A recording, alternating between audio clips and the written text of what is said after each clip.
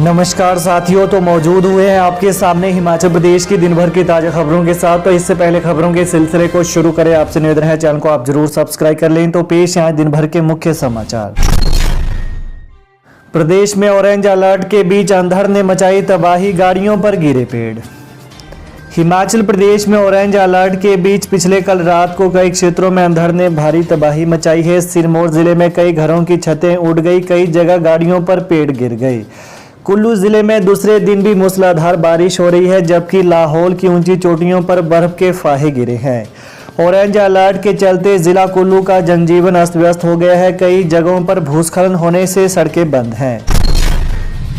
हिमाचल में प्राकृतिक खेती कर रहे 87,000 किसानों का होगा प्रमाणीकरण।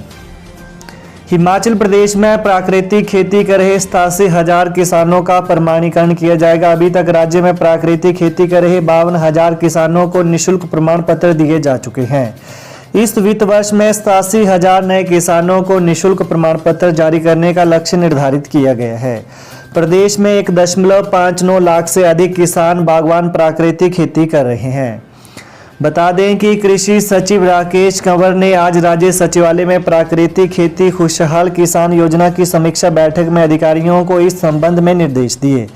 बैठक के दौरान योजना की पूर्व गतिविधियों एवं आगामी रणनीति पर अधिकारियों के साथ विस्तार से चर्चा की गई। कृषि सचिव ने कहा कि इस योजना से किसान स्वतः ही जुड़ रहे हैं। उन्होंने कहा कि इस साल 30,000 एकड़ भूमि को प्राकृतिक खेती में लाने का लक्ष्य रखा गया है। चंबा में भारी बारिश, सिद्ध नाला में बाढ़ आने से फंसे वाहन, तीसा मार्ग पर आया मलबा।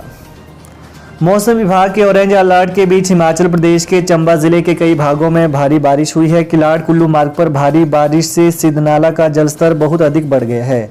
इससे नाले के दोनों तरफ वाहन फंस गए। वहीं आज शाम करीब 6:15 बजे हुई मूसलाधार बारिश से बड़ी मात्रा में मलबा सड़क पर आ गया। बता दें कि इससे बसों सहित अन्य गाड़ियां यहां फंस गई। भारी बारिश से मक्की की फसल व सेब को भी नुकसान हुआ है। चंबा तीसा मार्ग पर नकरोड के पास भारी बारिश से बड़ी मात्रा में मलबा सड़क पर आ गया है। इससे वाहनों की आवाजाही पर रोक लग गई है। वहीं पांगी और भरमौर की चोटियों पर 10.16 सेंटीमीटर ताजा बर्फबारी हुई है। अब डोबी और गुलाबा से भी उड़ान भर सकेंगे मानव परिंदे।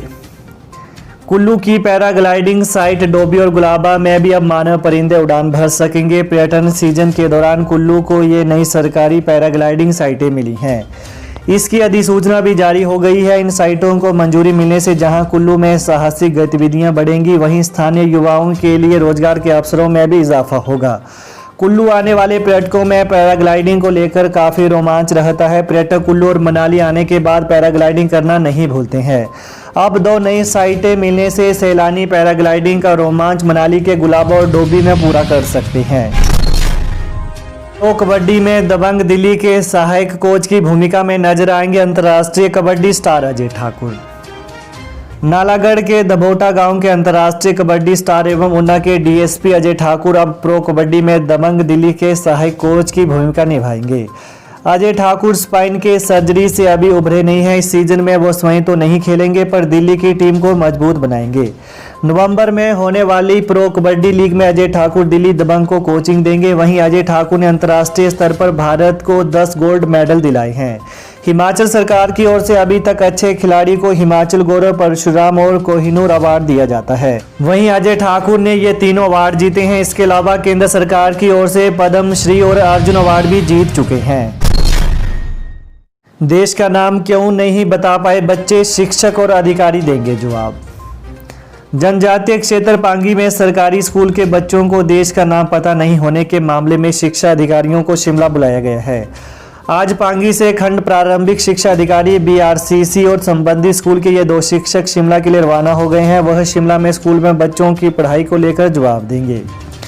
वहीं इन अधिकारियों से शिक्षा निदेशक ने पांगी के 168 प्राथमिक पाठशालाओं के 2 सालों का पूरा रिकॉर्ड साथ मंगवाया है। इसमें 2 सालों तक स्कूल में हुई एडमिशन और परीक्षा परिणाम का पूरा ब्यौरा मांगा गया है। कल उनकी दिल्ली से टीम और शिक्षा निदेशक के साथ बैठक होगी। इस दौरान स्कूल के शिक्षकों तथा खंड प्रारंभिक शिक्षा से पूछताछ की जाएगी।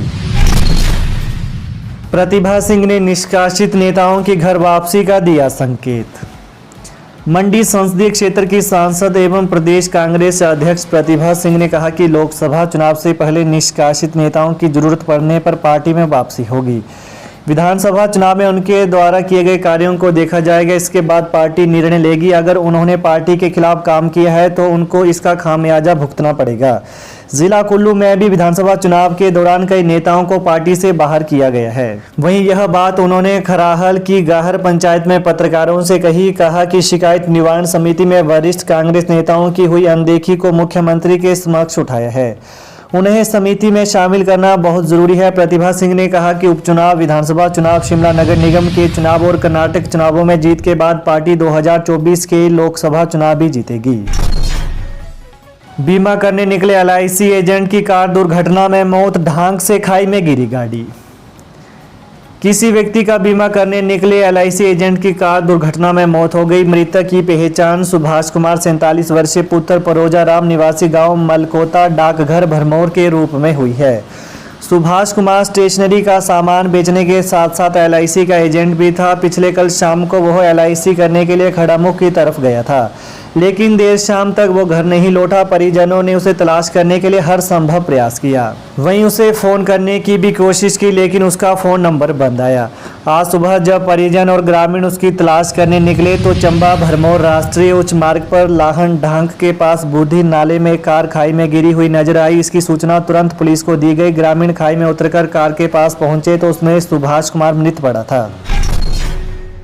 हिमाचल में 15 साल पुरानी गाड़ियां सड़कों से हटेंगी। डिप्टी सीएम बोले, फिटनेस में पास नहीं हुई तो सकरा में जाएंगी, जल्द लाएंगे पॉलिसी। हिमाचल में एचआरटीसी की बसों के बाद 15 साल पुराने निजी वाहन भी जल्द सड़कों से हटाने होंगे। इसके लिए राज्य सरकार सकरा पॉलिसी लाने जा रही है। डिप्टी सीएम मुकेश अग्निहोत्री ने शिमला में आयोजित प्रेस कॉन्फ्रेंस में कहा कि पुराने वाहनों को 2 बार टेस्टिंग का अवसर दिया जाएगा।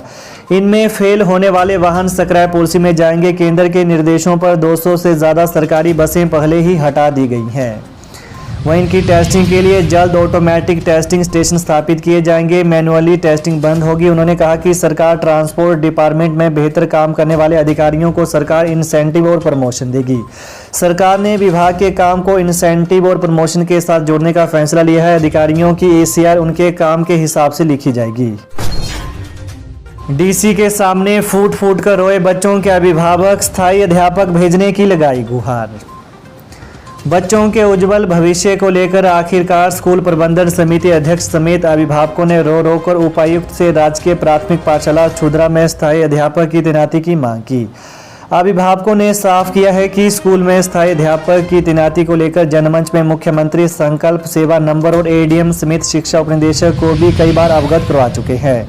बावजूद इसके अभी तक स्कूल में स्थायी अध्यापक की तैनाती नहीं हो पाई है। अभिभावकों ने कहा कि 1.5 साल से प्रतिनियुक्ति पर विद्यालय में बार बार नया अध्यापक भेजा जाता है, जिससे बच्चे किसी भी विषय का संपूर्ण ज्ञान अर्जित नहीं कर पा रहे हैं।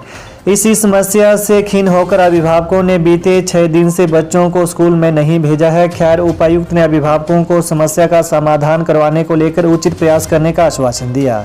तो ये हैं दिन भर के मुख्य समाचार। तो प्रदेश की ताज़ा खबरों को पाने के लिए चैनल को आप जरूर सब्सक्राइब कर लें। धन्यवाद।